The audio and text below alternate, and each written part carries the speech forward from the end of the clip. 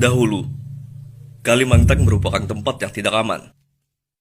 Tanpa adanya aturan dan hukum rimbalah yang berlaku. Perang antar suku dan desa, hingga praktek perburuan kepala masih sangat sering terjadi di zaman itu. Pada masa itu, sistem perbudakan atau yang disebut jipen rata-rata masih diterapkan oleh masyarakat suku Dayak. Seorang jipen atau budak berada dalam strata sosial terendah. Seluruh hidup bahkan nyawanya adalah milik tuannya. Dalam video ini, kita akan bercerita tentang sebuah peristiwa dramatis, tentang seorang budak dan pembalasan dendam.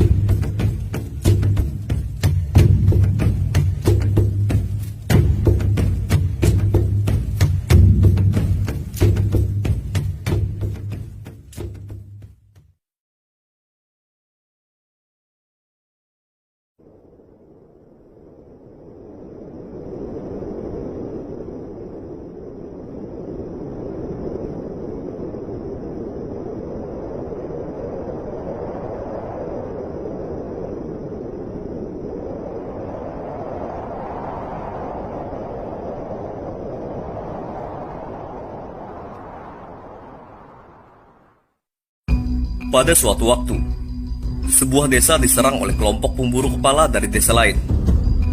Para pasukan pemburu kepala ini memporak-porandakan dan membantai para penduduk desa tersebut tanpa belas kasih. Penduduk desa setempat mencoba untuk melawan, namun perlawanan mereka sia-sia karena para pasukan pemburu kepala ini memiliki kekuatan tempur yang jauh lebih unggul dan persiapan yang matang dalam melakukan penyerangan. Alhasil, perang tersebut dimenangkan oleh pihak desa pemburu kepala dengan banyaknya korban yang berjatuhan. Sesuai dengan kebiasaan pada zaman dahulu, pihak yang memenangkan perang ini mengambil para penduduk desa yang masih tersisa untuk dijadikan jipen atau budak. Dan dalam sekejap, kehidupan para penduduk desa yang sejahtera berubah drastis dan harus hidup sebagai budak para penduduk desa pemburu kepala, tanpa adanya kemerdekaan, tanpa adanya kebebasan. Para penduduk yang gugur karena serangan tersebut juga dikumpulkan kepalanya untuk menjadi jipen tumbal dalam prosesi tiwah penduduk desa pemburu kepala. Di antara para korban tersebut, ada seorang wanita yang sedang hamil tua, yang perutnya terkena tebasan, sehingga bayi dalam perut wanita itu keluar. Dan ajaibnya, bayi tersebut selamat. Kejadian tersebut disaksikan oleh seekor anjing yang kemudian merasa kasihan, sehingga anjing tersebut berlari menyelamatkan bayi tersebut dari kekejaman para pemburu kepala. Bayi yang diasuh dan dibesarkan oleh seekor anjing ini kemudian dinamakan Hangki.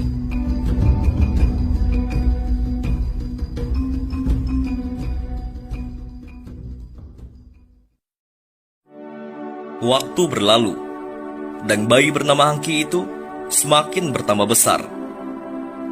Ia tumbuh menjadi anak yang gesit dan lincah. Dan hari demi hari, akhirnya ia pun menjadi dewasa.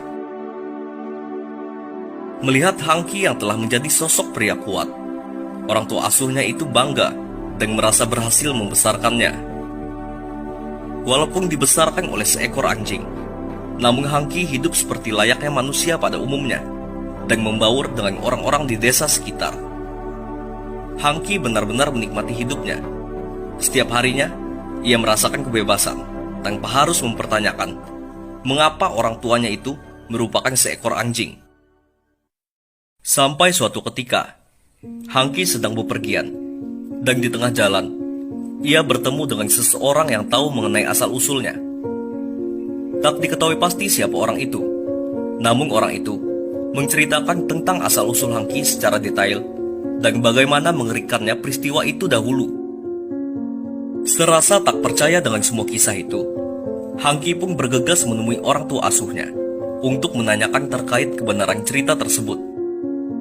Setelah menemui orang tua asuhnya dan menanyakan kebenaran asal-usulnya itu, orang tua asuhnya itu membenarkan bahwa orang tua kandung Hangki dan para penduduk desa asalnya telah dibantai oleh kelompok desa pemburu kepala, dan Hangki merupakan keturunan jipen atau budak.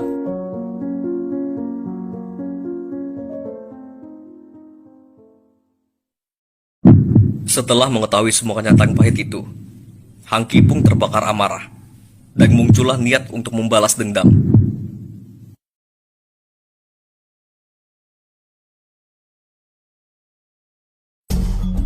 Hangki menguatkan tekadnya, dan melatih dirinya untuk mempersiapkan skenario balas dendam, siang dan malam. Hingga akhirnya, Hangki yakin bahwa semua persiapannya telah matang. Hangki pun kemudian mendatangi orang tua asuhnya itu dan merundingkan keinginan balas dendamnya.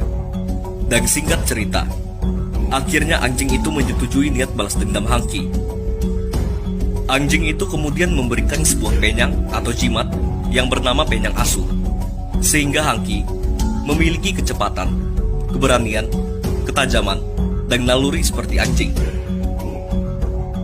Setelah semua itu, Hangki pun berangkat ke desa para pemburu kepala untuk membalaskan dendamnya sebagai seorang keturunan Jipen.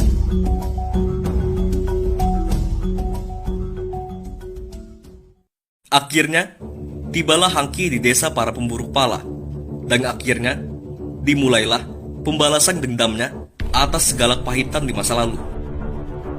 Hangki mengamuk di desa itu dan menyerang para penduduk seorang diri tanpa ditemani siapapun. Melihat hal itu, para pasukan pemburu kepala mencoba melawan Hangki yang hanya seorang diri. Namun semua itu sia-sia.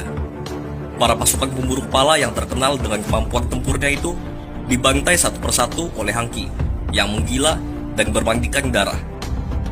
Dan saat itu, orang-orang menyadari yang mereka hadapi bukanlah manusia, melainkan monster yang telah terbakar amarah. Di situ, Hangki akhirnya berhasil membalaskan dendamnya sebagai seorang keturunan Jipen. Dan setelah itu, nama Hangki berubah menjadi Bang Dehun.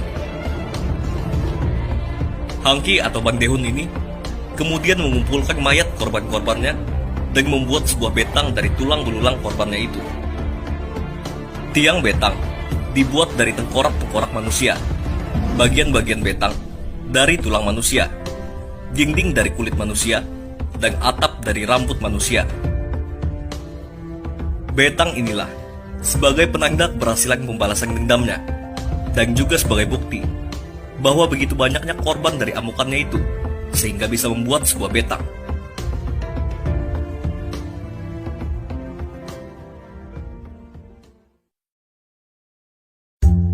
Kisah epik seorang Hangki atau Bang Dehun menjadi kisah yang terkenal, dan ia menjadi orang yang paling ditakuti di zamannya, di mana ia yang sebagai keturunan seorang Jipen bisa melepas semua belenggu turunan dan memerdekakan dirinya sendiri.